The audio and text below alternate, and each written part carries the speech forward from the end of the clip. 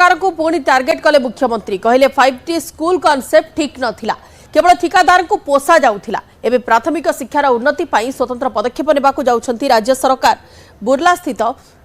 सरकारी उच्च विद्यालय प्लाटिनम जुबली उत्सव में मुख्य अतिथि भाव जोगदे मुख्यमंत्री कहते बुर्लार यह स्कूल केवल साधारण स्कूल नुहे यह मनीष गढ़ा मेसीन आगक पंडित गोदावरी मिश्र नाम प्रति पंचायत फीडर स्कूल पुरातन विद्यालय गुड़ी ऐतिह्य विद्यालय मान्यता प्रदान करा मुख्यमंत्री केंद्र शिक्षा मंत्री धर्मेंद्र प्रधान पंचायतराज मंत्री रविनारायण नायक संबलपुर विधायक जयनारायण मिश्र प्रमुख जोगदे प्लाटिनम जुबली अवसर एक सोविनियर उन्मोचित होती 75 वर्षर यात्रा को नहीं पूर्वतन छात्र तथा विधायक जयनारायण मिश्र तांका अनुभूति मुख्यमंत्री को कहिथिले स्कूल रे समस्या मुख्यमंत्री और केंद्र शिक्षा मंत्री को मध्य जणाइथिले। सम्मानित करने को आमर गत सरकार 5T स्कूल करथिले 5T स्कूल करिवार ये बोधे बेसी दिन हेई नाही 2-3 वर्ष हेइतिबो गत वर्ष हेइतला आज आपण स्कूल जराजीर्ण अवस्था छात्र नाही विभिन्न समस्या कथा उल्लेख करले ताले 5T स्कूल संज्ञा कौन तार डेफिनेशन कौन स्मार्ट स्कूल तेणु वास्तव में शिक्षा क्षेत्र में आम पिला भविष्य को नहीं एभली खेल खेलिबा मते लगुच एटा उचित नथिला धीरे धीरे करिथान्ते एवं सेथिपाई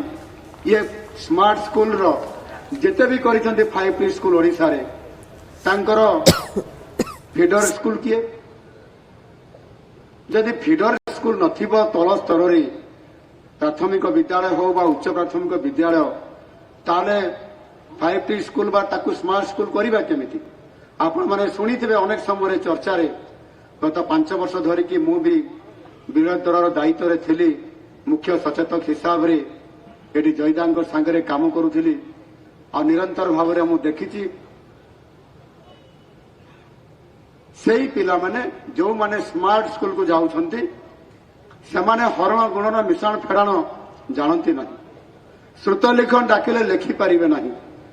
साधारण ज्ञान थिबा किछि प्रश्न पचारे उत्तर दे पारंती नहीं तार कारण होउछि प्राथमिक स्तर रे जो विद्यालय गुड़िक अच्छी तार भित्तिभूमिर अभाव अच्छी से फैकल्टी अभाव अच्छी शिक्षक नहांती आनुषांगिक तार कौन सी व्यवस्था पूर्णांग करा जाई पारि नाही आउ सेभଳି क्षेत्र रे आमे तळ आडू ऊपर को जिबा ना ऊपर आडू तळ को आसीबा ये कथा को चिंता करिवार मो मतरे मु भाबुची आवश्यकता थिला। हाई स्कूल रो गोटे फीडर स्कूल होउची प्राथमिक विद्यालय यदि प्राथमिक विद्यालय प्रथम जदि हमको सजाड़बार थिला ताले ताकू गुरुत्व देवार थिला एवं बजेट रे प्रावधान रखिकरी से काम को आरंभ करिवार थिला।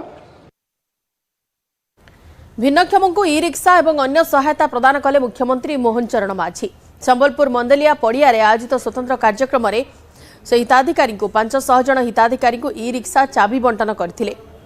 एथिसहित पताका देखाई ई रिक्शा गुड़ी को उद्घाटन भी करथिले। कार्यक्रम में मुख्यमंत्री सह केंद्र शिक्षा मंत्री धर्मेंद्र प्रधान पंचायतराज मंत्री रवि नायक संबलपुर विधायक जयनारायण मिश्र प्रमुख उपस्थित थिले। आम सरकार सामाजिक सुरक्षा और भिन्नक्षम सशक्तिकरण विभाग उद्यम